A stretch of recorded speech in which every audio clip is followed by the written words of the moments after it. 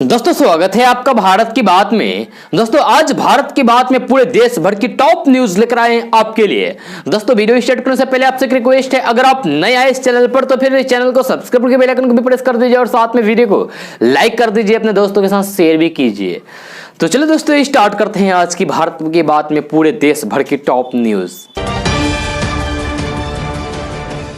दोस्तों देश भर में कोरोना संक्रमण की घातक दूसरी लहर के बीच डॉक्टर और स्वास्थ्यकर्मी बिना किसी ब्रेक के 24 घंटे मरीजों के इलाज के लिए काम कर रहे हैं। यह देश में रोजाना संक्रमण के मामले 3 लाख के करीब पहुंच चुके हैं। इस बीच कई हिस्सों में अस्पताल में बेड, आईसीयू, ऑक्सीजन सिलेंडर तथा इस घातक संक्रमण से लड़ने के लिए आवश्यक अन्य चीजों की कमी की रिपोर्ट सामने आ रही है। इन सब के बीच मुश्किलें उन डॉक्टर्स और हेल्थ वर्कर्स के लिए भी कम नहीं है जो अपनी जान को खतरे में डालकर कोरोना के मरीजों की देखभाल के लिए दिन रात एक किए हुए हैं। जी हां, और इसके बावजूद भी वे कई बार मरीजों की जान बचा पाने में नाकाम होते हैं। काम के भारी दबाव के बीच मरीजों की जान कहीं ना कहीं उन्हें भी भावनात्मक स्तर पर तोड़कर रख देती है। यह जिनके इलाज में वे दिन रात जुटे हैं। यह मुंबई के ऐसे ही एक डॉक्टर ने सोशल मीडिया पर वीडियो शेयर करके लोगों से मास्क पहनने की अपील की है।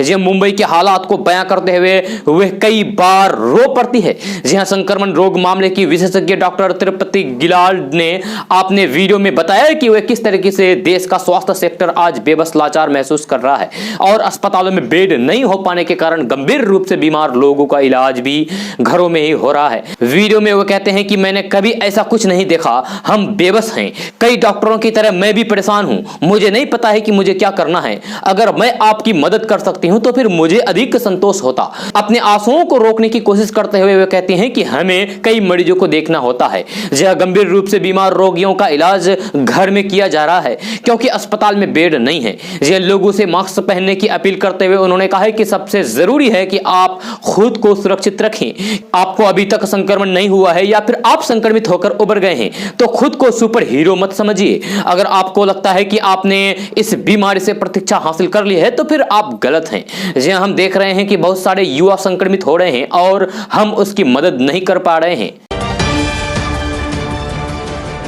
दोस्तों कम सोने वाले लोग अब ज्यादा देर सोना शुरू कर दें क्योंकि आपको अगर स्वस्थ रहना है तो फिर सोना भी जरूरी है। यह ब्रिटिश वैज्ञानिकों ने रिसर्च के बाद रिपोर्ट पब्लिश की है जिसमें कहा गया है कि कम सोने वाले लोग मानसिक तौर पर बीमार हो सकते हैं और पागल होने की संभावना बढ़ जाती है। यह रिपोर्ट में कहा गया है कि 6 घंटे से कम सोने वाले लोग मानसिक विपक्षित हो सकते हैं। 50 साल की उम्र से ज्यादा उम्र वाले लोगों के लिए 6 घंटे से कम सोना खतरनाक साबित हो सकता है। जी हाँ, और उन्हें पागलपन बना सकता है। ब्रिटिश वैज्ञानिकों ने 35 सालों तक तकरीबन 8000 से ज्यादा ब्रिटिश नागरिकों पर रिसर्च करने के बाद यह निष्कर्ष निकाला है कि कम सोने वाले लोगों के पागलपन होने की संभावना ज्यादा है। यह रिसर्च जारी करने वाले वैज्ञानिकों ने कहा है कि 35 सालों तक 8000 लोगों पर रिसर्च किया गया और आंकड़ों को कैलकुलेट करने के बाद पाया गया है कि 6 घंटे से कम सोने वाले लोगों को पागलपन होने का खतरा ज्यादा है। हालांकि वैज्ञानिकों ने कहा है कि वे इसके पीछे की वजह को तलाशने में नाकामयाब रहे हैं। दोस्तों कोरोना के लगातार बढ़ते संक्रमण और बैंक कर्मियों के लगातार संक्रमित होने की मिल रही शिकायतों के बाद बिहार में बैंकों के कामकाज की अवधि को घटाया गया है। All India bank officers association की बिहार राज्य कमेटी और बीपीबीईए ने बिहार सरकार और एसएलबी से इसको लेकर अनुरोध किया था। इसमें बैंकिंग कार्यालय को 10 बजे से 4 बजे तक की बजाय 10 बजे से 3 बजे तक किए जाने का अनुरोध किया था।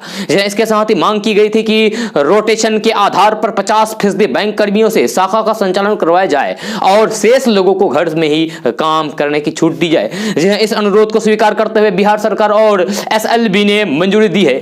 नए नियम के मुताबिक अब ग्राहकों को बैंक शाखाओं में सुबह 10 बजे से दोपहर 2 बजे तक की सेवा मिल सकेगी। यानी कि अब बैंक में काम सुबह 10 बजे से लेकर दोपहर 2 बजे तक ही किया जाएगा। जी हाँ, बैंक की कार्य अवधि 4 घंटे ही होगी। यह फैसला स्टेट लेवल बैंकर्स कमेटी के समन्वय द्वारा लिया गया है। इस संबंध में सभी बैंकों को सूचना भेज दी गई है। यह फैसला बैंकों में 15 मई तक लागू रहेगा।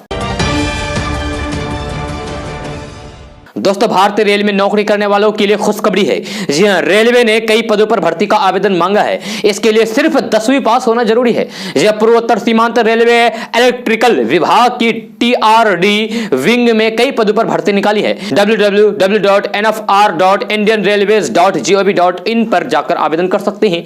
इसकी आखिरी तारीख 30 अप्रैल 2021 है, जबकि भर्ती के लिए कुल 370 पद हैं। इन पदों के लिए उम्मीदवारों को किसी भी तरीके की परीक्षा या फिर इंटरव्यू नहीं देनी होगी। जी हाँ, NFR में भर्ती होने के लिए उम्मीदवारों को 10वीं पास होना पहली प्राथमिकता है। इसके साथ NCVT द्वारा NAC हो या फिर 10वीं पास के साथ NCVT SCVT से मान्यता प्राप्त संस्थान से ITI किया हो। जी हाँ, रेलवे के इन पदों पर नौकरी के लिए उम्मीदवारों की उम्र 18 साल से लेकर 38 साल तक होनी चाहिए।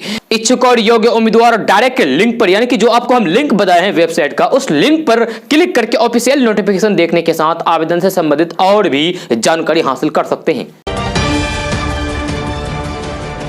दोस्तों, बिहार और दिल्ली समेत पूरे देश में लोग कोरोना महामारी से डर के साए में जी रहे हैं। वही खबर मिल रही है कि दिल्ली की तिहाड़ जेल में बंद राष्ट्रीय जनता दल के पूर्व सांसद और बाहुबली शहाबुद्दीन भी कोरोना संक्रमित पाए गए हैं। जी तिहाड़ जेल प्रशासन ने कोरोना के लक्षण देखने के बाद शहाबुद्दीन का कोरोना टेस्ट करवाया। जी शहाबुद्दीन की रिपोर्ट कोरोना पॉजिटिव आई। इसके बाद तिहाड़ जेल प्रशासन ने शहाबुद्दीन को उपचार के लिए दिल्ली के एक अस्पताल में भर्ती कराया गया। जी हाँ, तिहाड़ जेल के एक वरिष्ठ अधिकारी की ओर से यह सूचना दी गई है। दोस्तों, दिल्ली से लगी सीमाओं पर किसान आंदोलन के चलते ऑक्सीजन से भरे टैंकरों को पहुंचने में देरी होने का मामला सामने आया है। जी बताया जा रहा है कि किसान आंदोलन के चलते ऑक्सीजन टैंकर देर से पहुंच रहा है। वही प्रदर्शन कर रहे किसानों ने इन आरोपों को सिरे से खारिज कर दिया है। जी दरअसल भाजपा सांसद प्रवेश वर्मा ने मंगलवार रात को आरोप लगाया है कि दिल्ली में मेडिकल ऑक्सीजन की सप्लाई किसानों द्वारा सड़क जाम कर दिए जाने के कारण प्रभावित हुई है। हालांकि टैंकर चालक यानी कि टैंकर के जो ड्राइवर हैं, उनकी माने तो किसानों की वजह से ही जल्द ही सड़कों खाली कराकर ऑक्सीजन टैंकर को रवाना किया गया। जी हां, ड्राइवर ने कहा है कि किसान की वजह से ही जल्द से जल्द हम टैंकर को लेकर यहां आप पहुंच पाए हैं। जाम नहीं मिलने के कारण 2 से 3 घंटे पहले ऑक्सीजन टैंकर देश की राजधानी दिल्ली में पहुंच गया। जी हां, ऑक्सीजन टैंकर चालक यानी कि ऑक्सीजन टैंकर ड्राइवर ने बताया कि गाजीपुर बॉर्डर पर किसानों का आंदोलन चल रहा है, लेकिन ऑक्सीजन टैंकर को देखते हुए किसान भाइयों ने जल्दी से रास्ता खाली करवा दिया। जी हां, और हमको यहां पहुंचने में आसानी हुई। दोस्तों, गर्मियां शुरू हो चुकी है और एसी ऑन हो चुकी हैं। जी हाँ, साथ ही भारी भरकम बिजली बिल की चिंता भी सामने आने लगी है। जी हाँ, कोरोना के चक्कर में लोग अपने घरों में बंद तो बिजली का किराया अब और ज्यादा आएगा। ऐसे में एसी चलाने से आने वाले बिजली का बिल आपका पूरा बजट बिगाड़ सकता है। ऐसे में हम आपको बताने जा रहे हैं, इलेक्ट्रिक एसी की बजाय अगर आप सोलर एसी का इस्तेमाल करेंगे तो फिर आपकी बिजली बिल की टेंशन तो पक्का दूर ही हो जाएगी। जी हाँ, क्योंकि अब जमाना क्लीन एनर्जी का आने वाला है। जी हाँ, धीरे धीरे ही सही, लेकिन सोलर एनर्जी की और लोगों की रुझान भरा है। जी हां, मार्केट में सोलर एसी की रेंज आ चुकी है। इसे आप सूरज की ऊर्जा से चला सकते हैं। इलेक्ट्रिक एसी की तरह ही सोलर एसी को भी 1 टन, 1.5 टन और 2 टन की क्षमता में खरीदा जा सकता है। आप अपनी जरूरत के हिसाब से एसी का चुनाव कर सकते हैं। जी हां, सोलर एसी की कीमत सामान्य इलेक्ट्रिक एसी की तुलना में ज्यादा होती है, लेकिन सस्ता रोए बार बार और महंगा रोए एक बार वाली बात है। जी हां, अगर आप सोलर एसी लेते हैं तो फिर बिजली का बिल तो नहीं के बराबर हो जाएगा। जी हां, अनुमान ऐसा है कि सोलर एसी से आपका बिजली बिल 90% तक कम हो सकता है। अब मान लीजिए कि आपने रात भर दिन में एसी चलाया तो फिर कम से कम 10 से 12 यूनिट बिजली तो खर्च होगी ही। 7 रुपए प्रति यूनिट के हिसाब से आपको एक दिन का बिल होगा 70 से 84 रुपए। तो महीने का हिसाब से बना 2100 रुपए से 2500 रुपए के करीब। अब अगर आप सोलर एसी चलाते हैं तो फिर आपका बिजली का बिल नहीं के बराबर आएगा। जी मतलब यह है कि आपकी सेविंग हो जाएगी, बचत होगी। जी भारत में एसी का इस्तेमाल अप्रैल से जुलाई के बीच ज्यादा होता है, यानी कि इन 4 महीनों में आप 8,000 से 10,000 रुपए बिजली का बिल बचा सकते हैं। दोस्तों, मस्जिद मुसलमानों के लिए पाक और इबादत की जगह होती है।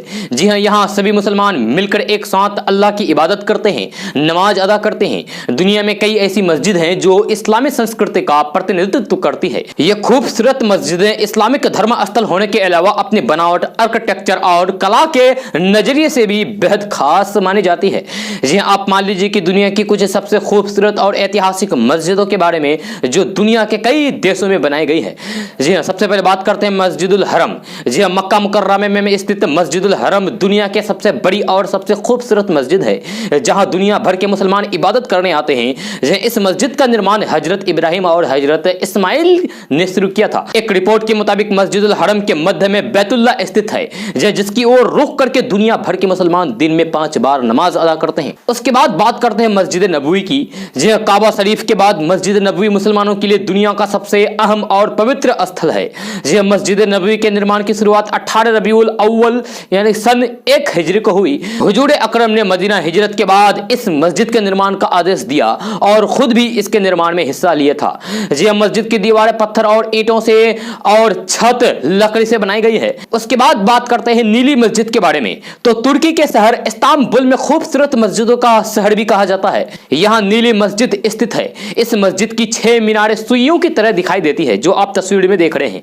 यह जो इस मस्जिद की खूबसूरत में 4 चांद लगाती है। मस्जिद का निर्माण 1609 और 1616 के बीच ऑटोमन शासक अहमद प्रथम ने किया था। यह मस्जिद के चारों तरफ नीली टाइल्स लगी है और इसी वजह से इसे नीली मस्जिद का नाम दिया गया है। उसके बाद बात करते हैं शेख जायद मस्जिद। तो संयुक्त अरब अमीरात में स्थित इस मस्जिद की खूबसूरती इसे और खास बनाती है। इस मस्जिद में 82 गुंबदों का निर्माण किया गया है, जबकि मस्जिद को सोने के पानी चढ़े झूमर से सजाया गया है। यह इस मस्जिद में दुनिया की सबसे बड़ी हस्ता निर्मित कालीन बिछाई गई है। वही दुनिया के मुख्य हॉल में सबसे बड़ा झूमर लगाया गया है। इसके अलावा मस्जिद के अंदर सुंदर तालाब बनाए गए हैं, जो मस्जिद की खूबसूरती को और बढ़ाते हैं। उसके बाद बात करते हैं अपने देश यानी कि अपने भारत देश की मशहूर जामा मस्जिद के बारे में। जी हाँ, मस्जिद जहानुमाही जामा मस्जिद के नाम से मशहूर है। ये भारतीय राजधानी दिल्ली की सबसे महत्वपूर्ण मस्जिद है। इसे मुगल सम्राट शाहजहां ने बनवाया था, जो 1656 में बनकर तैयार हुई। ये भारत की सबसे बड़ी और सबसे खूबसूरत मशहूर मस्जिदों में से एक है। मस्जिद के आंगन में 25,000 से अधिक नमाजी एक साथ इबादत कर सकते हैं। उसके बाद बात करते हैं मोहम्मद अली मस्जिद। यह मोहम्मद अली मस्जिद मिस्र की राजधानी काहिरा में स्थित है। यह काहिरा की सबसे प्रमुख मस्जिदों में से एक है और शहर में आने वाले सैलानी सबसे पहले इसी मस्जिद को देखने पसंद करते हैं। यह काहिरा की सबसे प्रमुख मस्जिदों में से एक है और शहर में आने वाले सैलानी यानी कि पर्यटक सबसे पहले इसी मस्जिद को देखना पसंद करते हैं। इस मस्जिद का निर्माण 1830 से लेकर 1848 के बीच हुआ है। दोस्तों, भारत में कोरोना महामारी के प्रकोप के बीच आने वाले दिनों में वैक्सीन लेने की सोच रहे लोगों को अपनी जेब और ढीली करनी पड़ सकती है।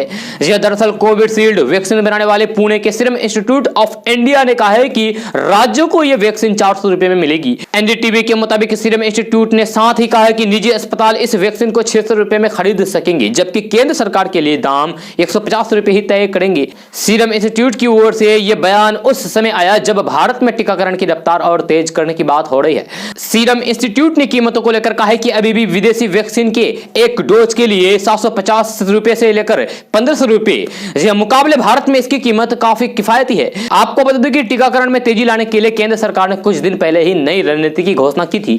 इसके तहत 18 साल से अधिक के सभी लोग 1 मई से कोरोना की वैक्सीन ले सकेंगे। सरकार की नई नीति के अनुसार 50% वैक्सीन केंद्र के लिए सुरक्षित रहेंगे, जबकि अगले 50% टीका को राज्य और निजी अस्पतालों को दिया जाएगा। दोस्तों, कोरोना महामारी के बढ़ते संकट के बीच कांग्रेस महासचिव प्रियंका गांधी वाड्रा ने एक बार फिर से केंद्र सरकार को निशाने पर लिया है। पीएम मोदी पर हमला करते हुए प्रियंका गांधी ने कहा है कि हर जगह से लोगों के रोने की रिपोर्ट आ रही है, लेकिन ये चुनावी रैलियों में जाकर हंस रहे हैं। जी प्रियंका गांधी ने कहा है कि आप आज भी चुनाव प्रचार में व्यस्त हैं, रैलियों में हंस रहे हैं, सब तरफ के लोगों के रोने की रिपोर्ट आ रही है, लोग मदद की गुहार लगा रहे हैं, लेकिन आप बड़ी बड़ी रैलियों में जाकर हंस रहे हैं। ये हंस कैसे सकते हैं? समझ में नहीं आ रहा है कि सरकार क्या कर रही है। शमशान घाटों पर इतनी बड़ी भीड़ लगी हुई है, लोग कूपन लेकर खड़े हैं। हम इस स्थिति में सोच रहे हैं कि हम क्या करें। जो सरकार को करना चाहिए था वह सरकार नहीं कर पा रही है, नहीं कर रही है। प्रियंका गांधी वाड्रा ने कहा है कि हमारे पास पहली और दूसरी लहर के बीच कई महीनों का समय था। हम इस संकट से निपटने के लिए पहले से तैयारी कर सकते थे। जी हमारा देश ऑक्सीजन का सबसे बड़ा निर्माता है, फिर भी ऑक्सीजन की कमी हो रही है क्योंकि ट्रांसपोर्ट करने की सुविधा नहीं बनाई गई है। सरकार के पास 8-9 महीने थे, सर्वे बता रहे थे कि दूसरी लहर आने वाली है, आपने उसे नजरअंदाज किया। आज ऑक्सीजन के ट्रांसपोर्ट के लिए देश में सिर्फ 2000 ट्रक ही है। मतलब देश में ऑक्सीजन है लेकिन पहुंच नहीं पा रही है। तेजी से बढ़ रहे कोरोना केसेस और ऑक्सीजन की जरूरत को देखते हुए रिलायंस इंडस्ट्रीज कोरोना प्रभावित राज्य को हर रोज 700 टन ऑक्सीजन देगा।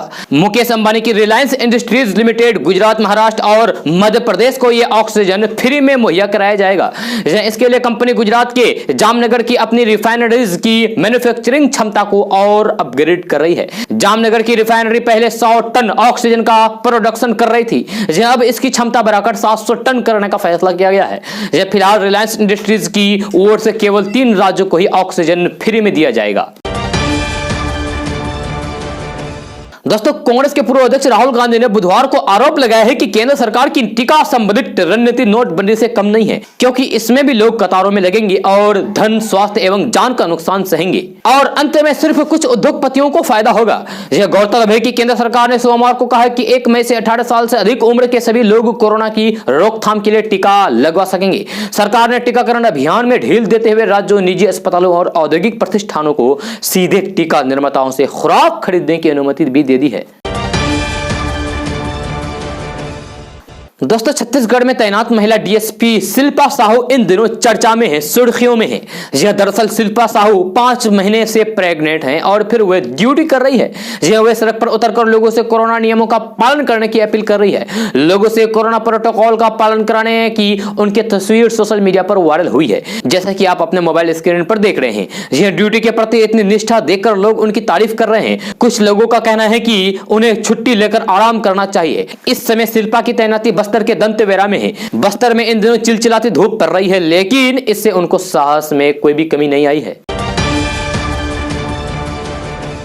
दोस्तों, दूसरी लहर में कोरोना संक्रमण की रफ्तार बढ़ने के साथ ही एक बार फिर से प्रवासियों की गांवों की ओर वापसी शुरू हो गई है। यह दिल्ली से कई प्रवासी गांव पहुंच गए हैं। ऐसे में अब लोगों ने प्रवासियों को बेरोजगारी भत्ता दिए जाने की मांग उठाई है। यह बेरोजगारी भत्ता मिलने से काफी हद तक प्रवासियों को मदद मिल सकेगी, साथ ही आर्थिक स्थिति भी संभल सकेगी। कोरोना के बढ़ते कदम के साथ ही प्रवासियों के आगे भी बड़ा संकट खड़ा हो गया है। दिल्ली में सप्ताह भर का लॉकडाउन लगने के बाद प्रवासी गाँव की ओर रुख करने लगे हैं। यह बाकायदा कई प्रवासी गाँव में भी पहुंच गए हैं। ऐसे में अब एक बार फिर से प्रवासियों के आगे रोजगार का संकट खड़ा हो गया है। यह बीते साल भी प्रवासियों को काफी दिक्कतों का सामना करना पड़ा था। मनरेगा योजना ने काफी हद तक हालात संभलने पर भी युवाओं को बेहतर रोजगार उपलब्ध नहीं हो सका। ऐसे में बेरोजगार युवाओं ने वापस महानगरों का वो रुख कर लिया था। यह पर अब दूसरी लहर के साथ संक्रमण बढ़ने और महानगरों में लॉकडाउन की घोषणा होने के साथ ही प्रवासी वापस घर लौटने लगे हैं। वापस गांव पहुंचे युवाओं की आर्थिक स्थिति ना बिगड़े, इसके लिए बेरोजगारी भत्ते की पुरजोर मांग उठने लगी है। यह पूर्व ग्राम प्रधान शंकर नाथ गोस्वामी, वीरेंद्र सिंह स्विष्ट, महेंद्र सिंह आदि लोगों का कहना है कि प्रवासियों को सरकार ने बेरोजगारी भत्ता देना चाहिए ताकि प्रवासियों को दिक्कतों का सामना करना ना पड़े। लोगों का कहना है कि बेरोजगारी भत्ता मिलने से बेरोजगारी प्रवासी युवाओं को काफी हद तक राहत मिलेगी। लोगों ने शासन प्रशासन के युवाओं को बेरोजगारी भत्ता दिलाने के साथ ही रोजगार के लिए भी ठोस कदम उठाए जाने की पुरजोर मांग उठाई है। दोस्तों, आज का न्यूज़ बस यहाँ तक। कैसा लगा जरूर अपना सुझाव दीजिएगा नीचे कमेंट बॉक्स में कमेंट करके। अगर आप नए आए इस चैनल पर तो फिर चैनल को सब्सक्राइब करके बेल आइकन को भी प्रेस कर दीजिए और साथ में वीडियो को लाइक कीजिए, अपने दोस्तों के साथ शेयर भी कीजिए। तो चलो दोस्तों, फिर मिलते हैं अगले वीडियो में। जय हिंद,